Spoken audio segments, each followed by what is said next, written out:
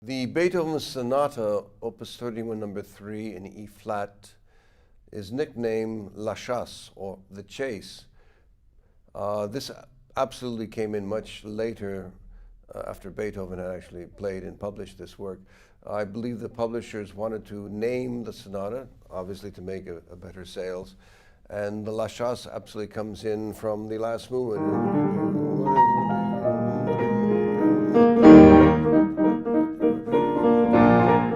which is the galloping horse, and the chase, of course, the hunt. So La Chasse is the hunt, and it's named not by Beethoven, but many of the sonatas were not named by Beethoven. The Tempest certainly not. The Waldstein became the Waldstein afterward as well. So that being said, the sonata is very lyrical. The contrast of the Opus 31, number 1, number 2, and number 3, the famous the 31, and of course the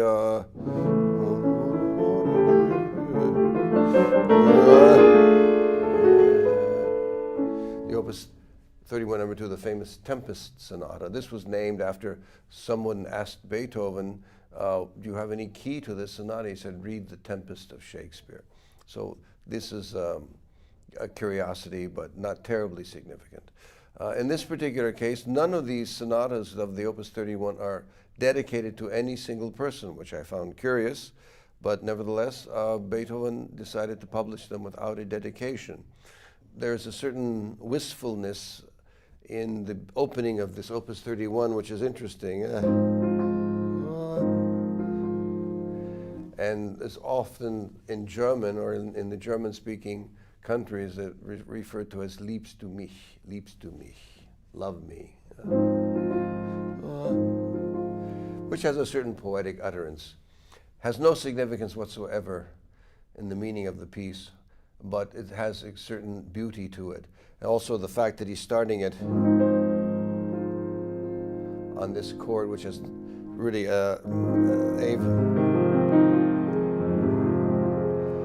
it's a supertonic 7 in the first position with the A flat.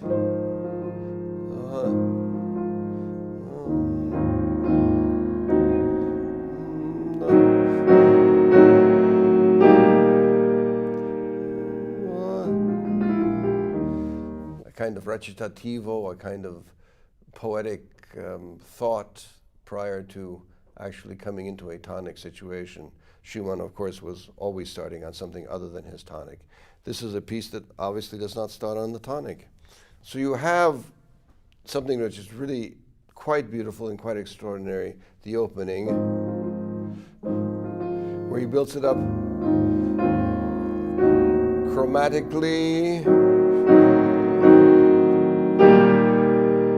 to his 6/4 tonic, resolving with a relaxation and 5/1. He loves it so much, he wants to do it again. Different registers.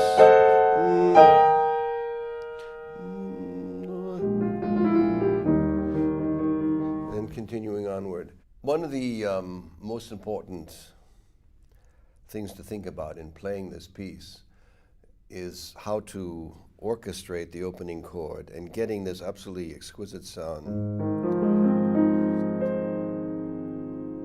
Now this is Beethoven. This is not George Shearing or some modern jazz composer. So obviously even Beethoven loved these beautiful mixed harmonies.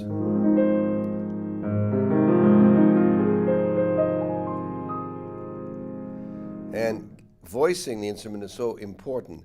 So I absolutely have to play the keys simultaneously together and voice it in such a perfect manner. And in order to get the da-da-dum, this liebst du mich, I lift the hand up and I stretch the third finger, fifth finger down to the third, and I execute the hand the same way I want to hear the music played. You see? And then the way I want to perform the next pieces, which are portato, the next little phrase. I use my hands as musically as I possibly can as well. And there's a retard, and then the same. And if I were a conductor, I would do dum bum bum bum bum bum bum bum. In other words, the choreography of the hand expresses the music.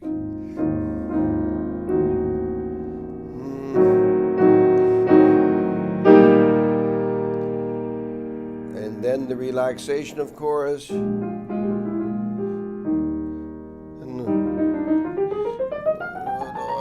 And the beautiful wrist staccato.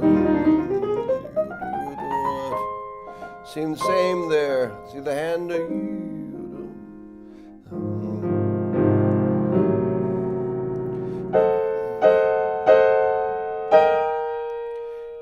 And the same. Extraordinary in its beauty and its imagination. The ritardando, the crescendo to the sforzando. And actually the sense of tension with the relaxation of the a tempo.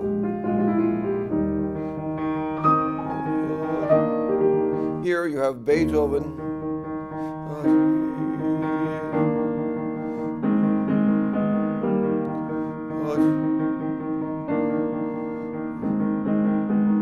So keeping the E flat constant and still creating the polyphonic line with the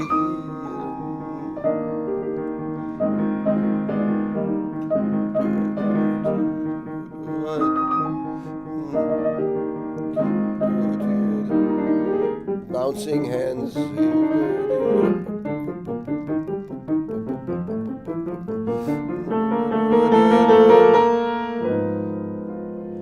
Magnificent in the minor.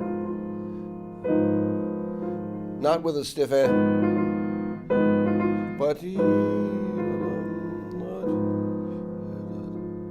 same thing here.